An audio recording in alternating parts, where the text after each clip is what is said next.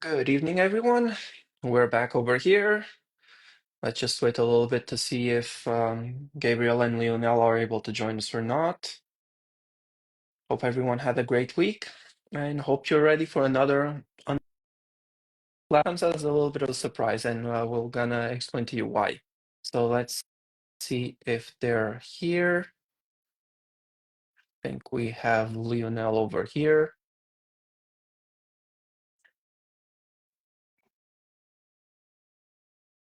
Hello, Good evening, Lionel. How are how you? are you? Oh, feeling great. Yep, Well, everything is fine over here as well. yeah, long day, a lot of good stuff on the way, but here we are for another Unplugged Live, Yeah. another Monday. So here we And this go. one is really going to be an unplugged live because we didn't announce a topic for today Yep. because, for starters, Gabriel is also feeling a little bit under the weather. He might pop in a little bit just to say hi. We'll see how it goes. But yeah, it's just going to be the two of us. And we didn't announce a topic for today because we decided to just wing it and just really do what we preach, which is basically just unplugging a little bit and just having two guys over here chatting a little bit. So I don't know, Lionel, do you have anything that you'd like to say, a topic that you'd like to touch upon? Well, um, it's December, okay, and every year when I reach December, I like to start doing a little bit of a retrospective of the year. I'm the kind of person that looks a lot to what I've done, what can I do better, what can I improve, what can I change, and I'm gonna just touch a little bit about what 2024 was. It was a great year, very intense. In fact, I've been very busy. A lot of people, or at least a few people, might have noticed that I haven't been so busy on social media lately because, in fact, there's a lot of stuff going on, good stuff. What can I say? We keep on um,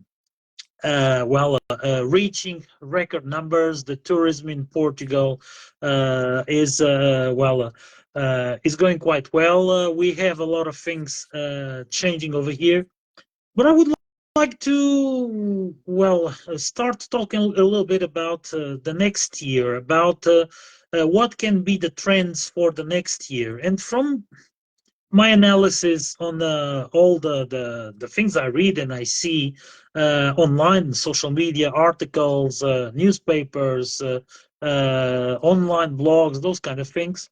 I think that 2025 will be a game-changing year for our tourism industry. And why is that? I feel that there's a lot more people now concerned about sustainability, about how tourism harms a few places but can also help a few others, or even help people, help the communities, and do some improvements, okay. And this is a little bit where I've been locating placing my mindset into that. Okay, and for next year, I want to change a few things, and I want to create a lot of new stuff.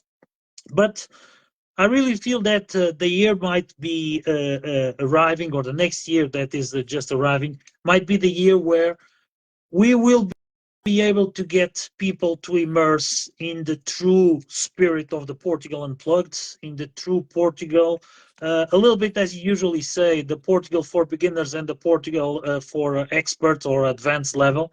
I feel more and more people um, that want to search for that kind of country. Yeah, Okay, especially I'm just going because to give you an yeah, example. we've been having repeating travelers, people who are coming for Mhm. Portugal to Portugal for the second and third time.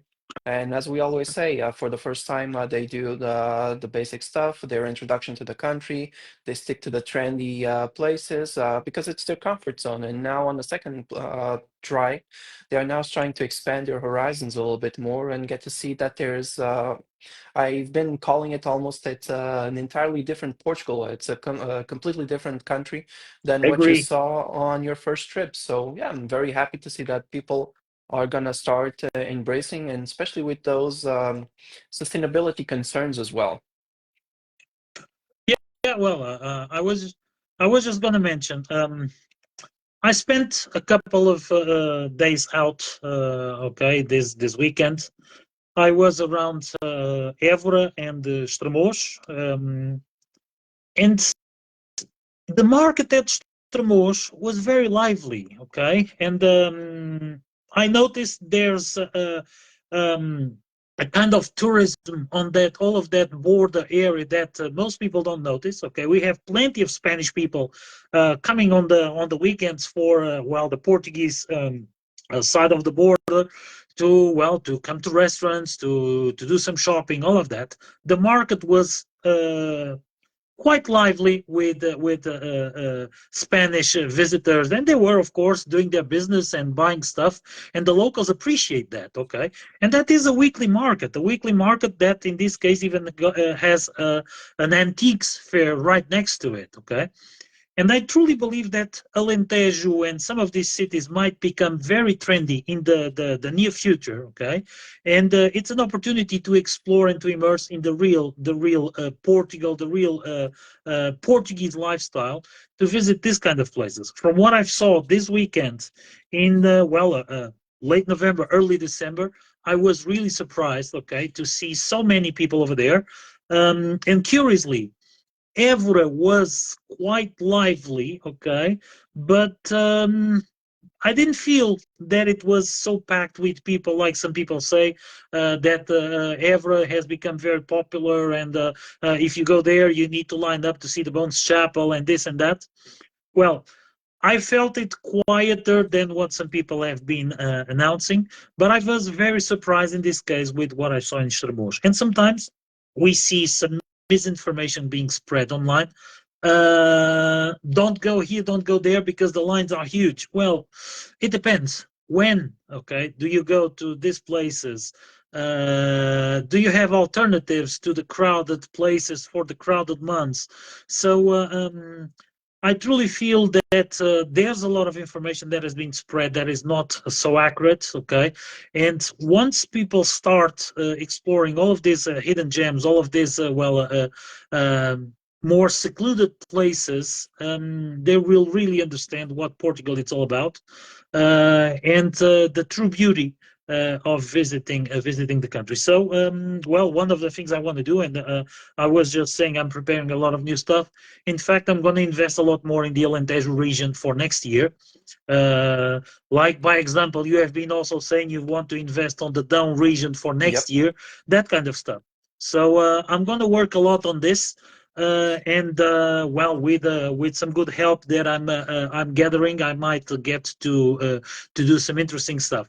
But it's all about this. So I prefer to use December and January. Okay, these transition months in between, the 2024 and 2025, to in fact, set back a little bit, step back, look to what I've done, and where can I, improve, where can I do better things, where can I do something different.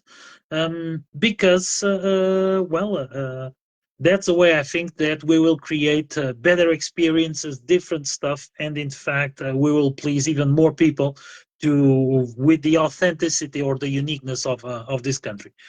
And for everybody coming to next year and planning your trips to next year in Portugal, I would really advise to widen the horizons a little bit. Okay, we've been discussing all the issues we've been having with Porto, with Lisbon, with all of that. There's a lot more to see around and other places to stay and other places to use as bases. So that's another thing that I'm going to invest as well. Instead of staying in Lisbon, there's other cities that can be used as a good base for staying a few nights and to do some day trips. I want to advise people to spread out through the country, okay? Because the pressure that is being put into Lisbon and Porto, in fact, is causing a few issues. So basically, these are the guidelines of what I'm thinking to do, and of course, it will be more detailed, more intense work that has to be done into this. But I might have some point over here to prepare the next season. So let's see how things will go. But I don't want to monopolize here our lives. So keep on, Sergio. I see there's a few people watching. Gabriel is watching, but Yeah. I hoping that he gets better. He was not feeling so well. Um, nice to see Johnny Lore watching us as well. Okay, Hmm. so I'm preparing new stuff for you, Johnny. When you want to come back to Portugal, there's more stuff to see. But Sergio, please go ahead. Yep. So you mentioned quite a few things that are really interesting, and you mentioned the restrictions in Porto, and well, I feel like I have the obligation of bringing the update because finally we had a little bit of good news regarding everything that happened with the mayor declaration on a ban on tourism in the city, or at least touristic vehicles. Um, uh, the regulation was finally published officially, and from what I gathered from reading the regulation from top to bottom, and the section that is pertaining to tourism. Apparently, these restrictions are only applying to tour companies that are operating touristic circuits within the city of Porto. So that means that, for example, if you're just wondering if you're going to any other place, like let's say the Douro Valley or to Braga, to Guimarães, to Jerez, or even other remote locations outside of the city, pickups and drop-offs, from my understanding of the reading the regulation and after consulting with some of the colleagues, we are all in agreement that pickups and drop-offs are still allowed in the city without restrictions. So that's a good thing because otherwise it would only be aggravating an already very bad problem, because instead of having one vehicle going into the city, you would now have two vehicles getting into the city because the customers would need to change vehicles, get a taxi or an Uber at the outskirts of the restricted area. So this is a bit of good news to end the year. And Let as me you were let mentioning, me yeah, sorry go sorry ahead. to interrupt you, Sergio. Um, we've discussed this, okay, and I we've discussed already the understanding, then the reading you've done, and I agree with it, okay. Um, I would ask, anytime you get some updates on the field, okay, on the terrain, really well on the daily basis of being right on the streets, that you keep us Yeah, posted, absolutely. because as I already mentioned to you, okay, I read it the same way. But sometimes those who write those things, might be with their mindset in a total opposite direction, and that can lead to some ambiguous interpretations that, of course, I would love to see clarified. Okay, Yeah, so I absolutely. wanted to ask, keep us posted with Yeah, that. Please go the ahead. current interpretation is, is the one that we're all agreeing on, is that, okay, this is only applying, the restrictions are only applying for companies operating touristic circuits within the city of Porto, within the restricted area of the city of Porto. So for people doing pickups, drop-offs, or for companies operating outside of the restricted area, these restrictions don't apply. And so I think for the time being, we're still in the clear. So you were mentioning about retrospectives. You did yours. Well, let me do mine a little bit. Well, this year was quite a big year for me, especially in the personal side, because earlier this year I became a father. My son, he's now 8.5 months old, so time flies by. It goes by really quickly. But it was a bit of a welcome change because from my side of things, I actually felt not maybe not as intentionally as I would like, maybe accidental, but also I wanted to take a few steps back from doing tours and limiting my availability because obviously it's the first year of my son and I wanted to be present. I want to help him Of out. course. I want to see him grow and whatnot. And so for that reason, I decided to take on fewer tours. And at the beginning of the year, that was perfectly fine, especially when he was a newborn. But then I felt like tourism shifted a little bit, and now we're starting to see that we don't have that trailblazer, that explorer that comes to Portugal anymore. It's a bit more of a um, we're starting to see the massification of tourism in Portugal, and it's not Let as let me let me yep. let me Go just ahead. interrupt you. Do you feel that a lot of the people that come to Portugal suffer from this, well, a new thing, or well, a popular thing called fear No, of missing out? absolutely. The thing is, there's I call them the trailblazers because these persons they came here a few years ago. They came up until to this point, 2022, 2023, post-pandemic years. Everyone was just in an uproar. They wanted to travel. They wanted to go elsewhere because they were tired of being cooped up at home. And so it's understanding that people felt this urge and they wanted to explore. They wanted to see new things.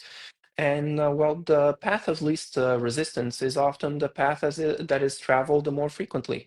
And there's this bit of, I would say, competition happening right now where we're basically now starting to go in a race to the bottom where the quality is starting to suffer in those more popular places because they are starting to become a little bit overcrowded. And this is something that over here in the Portugal Unplugged group, we've always been advocating. There's other ways to explore Portugal. There's better ways to use your time.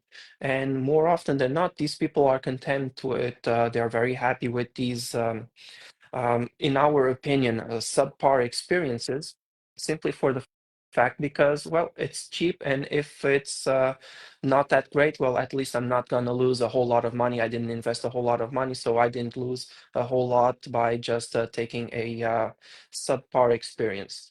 And so this is where we have to intervene, in my opinion. This is where I think we have to be a little bit more adamant and still show that there's quite a bit of the country to discover. That's why we created this group, the Portugal Unplugged group, because we're very happy to promote these little things, these little locations, these little, well, like you mentioned, the markets that happen on a weekly basis in remote locations, the craftsmanship that happens, pottery, it can be tapestry as well. You're looking at exploring Alentejo a little bit more. When I mention tapestry, I know that there's a town that immediately comes to mind Yeah, for sure. and So uh, I've been already, well, mentally creating some well, itineraries that include it for sure. yeah, Okay, but please go ahead. yeah, there you go. So, castles, monuments. When we say castles, please don't think of Portugal like the French chateau. For us, castle No. has a totally different meaning. Even though the French translation for castle is chateau, and for us is castelo, so Hmm. it has nothing to do the French chateau with the Portuguese castle. Hmm. But yeah, there's plenty of interesting things to see and to explore. And people who stick on their first trip to the trendy locations, again, and I'm never gonna be tired of saying this, first trip, trendy locations, it's fine. But we just want you to know that that is not Portugal. In fact, we've been having Vitor Pais in the group that is constantly posting locations over there, and he's saying that Portugal is not just Lisbon, and he's right. He's right. Lisbon is a tiny fraction of the country. Let me Yeah, go let me ahead. just tell you this. I know him very well, and he lives in a town that the Portuguese considered a crowded place in the summer. Okay, but almost no one goes off season to explore the beauty of it. Sesimbra. Okay, Yep. that has an amazing castle, that is a quaint little beach town with some great fish restaurants, with a very good vibe. For those who like nature, the Arrábida Natural Park nearby. For those that like to go on the hike, you have some nice trails near Cabo Espichel. Even you can go to see the dinosaur footprints and such. Hmm. But it's not the most common name or popular name on Nope. all the blog articles or guides or whatsoever. So uh, that's our role, that's our job, that's what we need to do. It's to tell people that there's a lot more than just the popular places. So Yep. it's And a by the lovely way, area. I just love it yeah, there. by the way, Zimmer is also a very nice place for people who like to do scuba diving. Exactly. Yep. Yep. I've Yep. been there. I've been to the river Gurara, to the shipwreck. Mhm. So I've Yeah. seen it. And, It's massive. It's amazing. Yeah, yeah. it scared the And bejesus out of me, to be honest, when I saw the propeller, which is something like a two-story building standing upright and right next to me. I got a little bit scared, to be honest, but that's an entirely different story. Yeah, but yeah. there's But all of this to explore. Even the popular locations, they have hidden gems within them that you don't think very often. And I've been given these examples quite a bit. People think about the Douro Valley, it's wine, it's landscape. Okay, perfect, that's fine. There's olive oil, there's almonds, there's cherries, there's tomatoes, there's plenty of things to do over there. So there's a variety of products over there. And when you were mentioning the FOMO, the fear of missing out, yeah, people they tend to book their trips all at the same time to the same location, the same place, because people are afraid of missing out the harvest at the Douro Valley. They are afraid of missing out the snow in Serra da Estrela. They are afraid of missing the big waves of Nazaré. They're afraid of all of those things. But these places, they have things that, in my opinion, are much more beautiful to see. Um, in the shoulder season or during off-peak season. I can tell you, for example, one of my recent trips, this was already in late October. Um, I did a transfer between Douro Valley and Lisbon. And on the way, we stopped in Nazaré. In late October, it has nothing to do with the Nazaré of the summer. Nothing. It's completely mhm. different. And Yeah, I told agree. the persons I was with, in the summer, you have to be you have to be standing, waiting in line to get a place at a restaurant. But then during the winter, these guys, the restaurants, they are all struggling to get some business.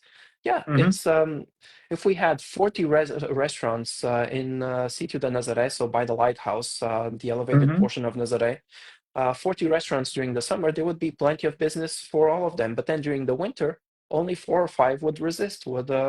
So it's a bit of a trade-off. We didn't have to wait in line. They told us, well, the food is the catch of the day. So it's done on the spot. So it's going to take a little while. But we were chatting and they told us, yeah, it's going to take 40 to 45 minutes to get your dishes ready. They were done in 30 minutes and we didn't even realize it because we were just happy over there chatting and we didn't mhm. have all that constant buzzing around all of us. And we were at the restaurant and it was just maybe two, three more tables that were being used by other patrons over there. So yeah, these locations are amazing during the off-peak season. I love the Douro Valley during the winter. I love it because I feel like I have the whole valley for myself. And we can be walking around over there.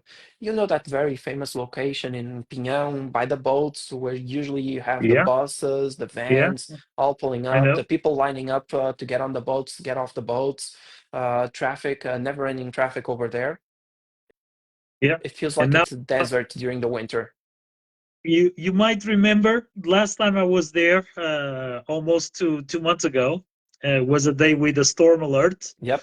and it felt totally desert over there. Okay, we had a great day. Me and my guests, we had a great day, but I found it amazing. Okay, because pretty much no one was there, so No, it felt a lot totally of people different. canceled. I remember that those days, a lot of people canceled their trips to the Little Valley that day. Yeah. That's absolutely when you should not cancel. I mean, I always tell people, trust your guides. We only want what's best for you. And if we say Hmm. that, okay, there's a storm alert, but I think that we should go, it's because we know that we're not going to put you in any harm's way. We also know that the Douro Valley has its own unique microclimate. And Mm-hmm. I usually tell people when we go from Porto to the Douro Valley, as soon as you cross the Marão mountain range, it's completely different. It's a completely different experience. And I've given them the example countless times. There are instances where it's raining on the Porto side and it's sunny on the Douro Valley Yeah, side. you cross the tunnel and it changes. Yeah, it feels like you entered a completely different dimension and you just Mm-hmm. done 4 miles. So yeah, Yeah. it's completely different. And I always say, and I haven't missed this so far, so let me knock on wood so not to jinx it for tomorrow. But I always say that well, the Douro Valley, even when it's a not so great day, the sun will always make an appearance. Right? It never misses. It can be early in the morning, can be in the afternoon. But we'll always enjoy some sunshine, some rays of sun at the Douro Valley. And I always like to tell people pictures of the Douro Valley on a sunny day on a cloudless sky with a cloudless sky, blue sky all around. Those are a dime a dozen. Those are the ones that you see on Instagram and whatnot. Pictures with clouds are far more dramatic, far more interesting, and there Mm-hmm. are no two pictures that are alike just with the clouds. And then we also have other instances, like, for example, people who go during the winter, and I've said this once, you might get lucky. You might be one of the few persons to witness the Douro Valley with a little bit of snow. Yeah, exactly.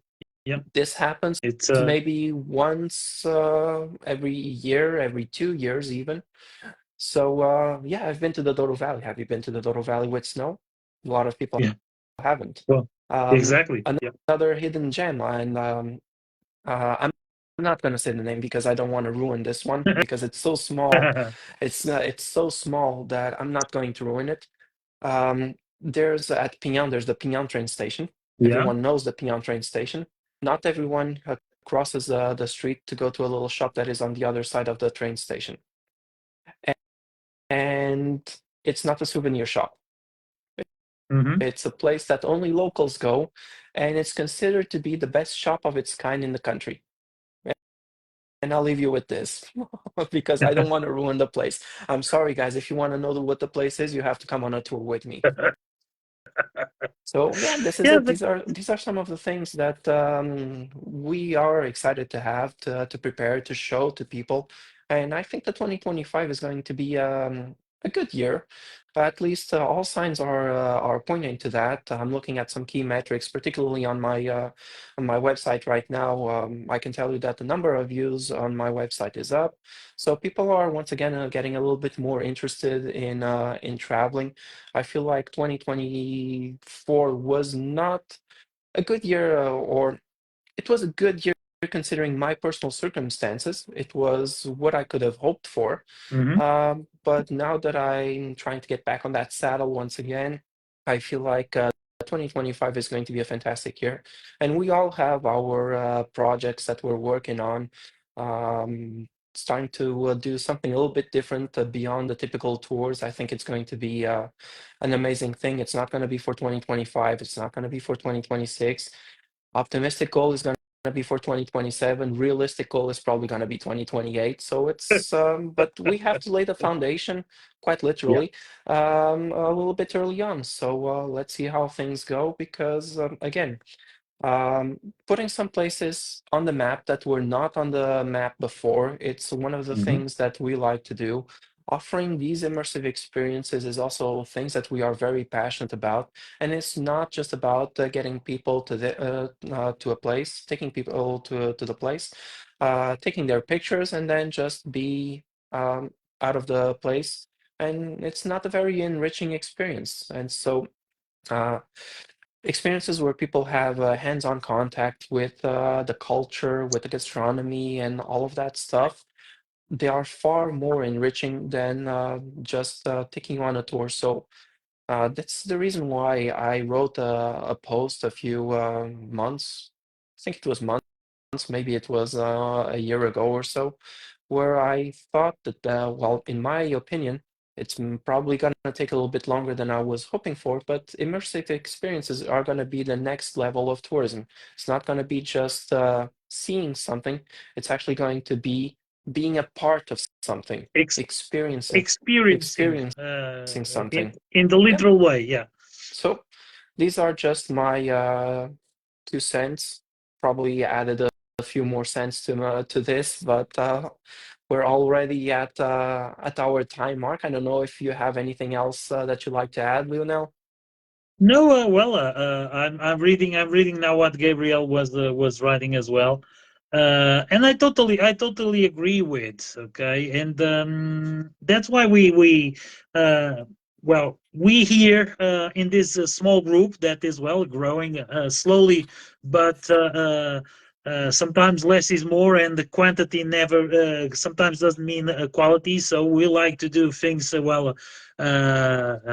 slowly but evolving in a consistent way. Here in Portugal, like we've been debating and defending this theory, this idea, this mindset of really bringing people to experience the true Portugal, the true lifestyle, the true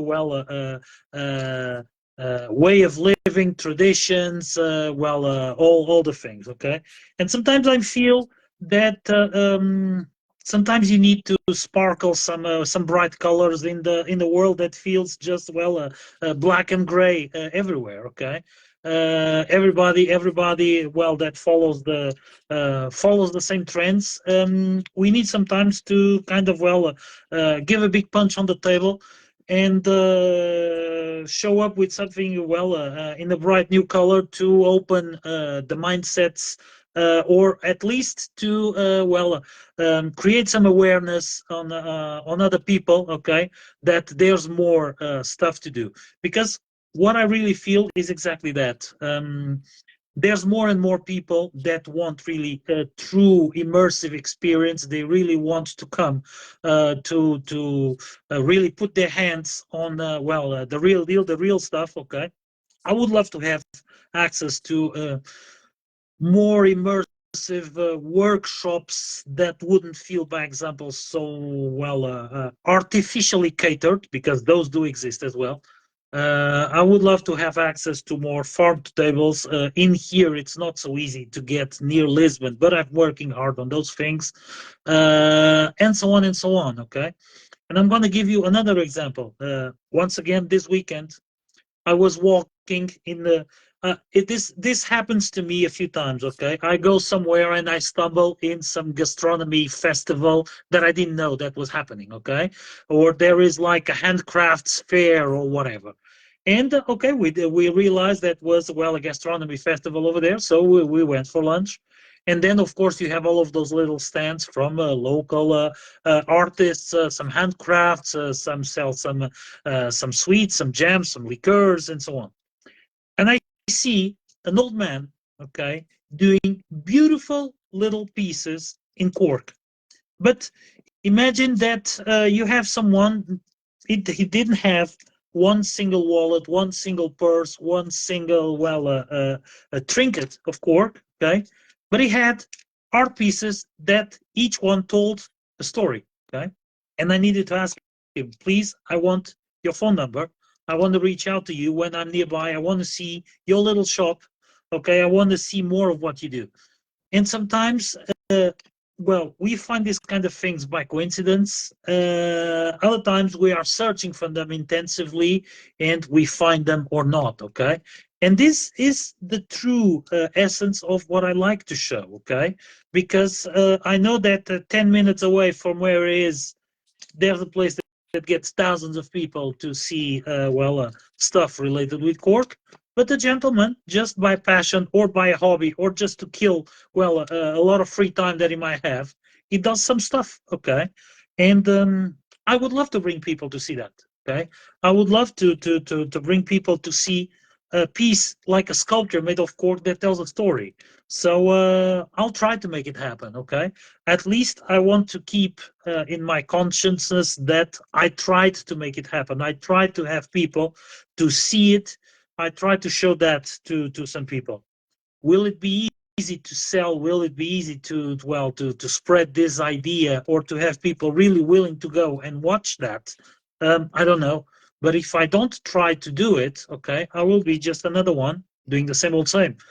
It's not my way of doing my tours. So as I've said, it's always about bringing something different to a world that it's a lot of the same old same.